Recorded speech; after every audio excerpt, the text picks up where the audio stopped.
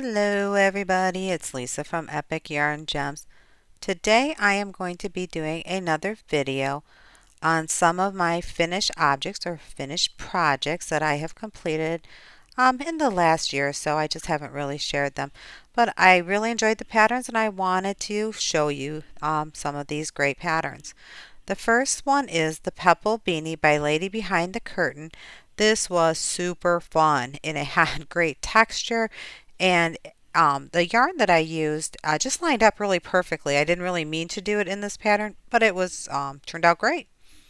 The next one is the Rose Beanie by While They Dream, and I'll put links down below to all of these patterns. I use um, this crazy yarn, and it really showed off the pattern. I really enjoyed making this one as well.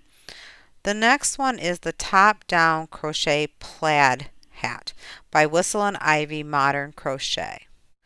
If you've been to my channel before, you probably heard me say that I prefer to make top down hats, and that is really true, especially with this hat. It turned out great, and I did it in two different colors. Actually, I've done it in more since then, but the instructions for this hat done by Whistle and Ivy Modern Crochet were absolutely awesome. So check out their site as well as this hat. I will put the link down below. The next hat that I'm going to show you is the Turban Style Hat by Hooked on Homemade Happiness. I made this beanie or this hat in Michigan State University colors, and it is a child size hat. You can increase Rose or your hook size to make it a larger hat, but I just thought it was really super cute for a little kid. And what a great way to show your Spartan pride. The next hat, and I believe this is the final one, is the Snowdrop Beanie by Hooked on Homemade Happiness.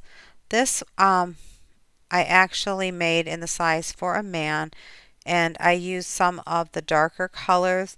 This was a ton of fun to make. It has the bobbles and there's little texture in between it.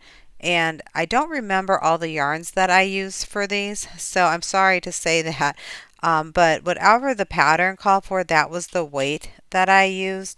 So hopefully, I'm sure whatever colors you pick are going to be awesome.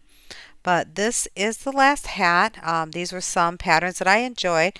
I hope you found this informational and that you find maybe some beanies that you want to make. So thanks for joining me. I really, really appreciate it. And as always, peace, love, and happiness to you all, and take care.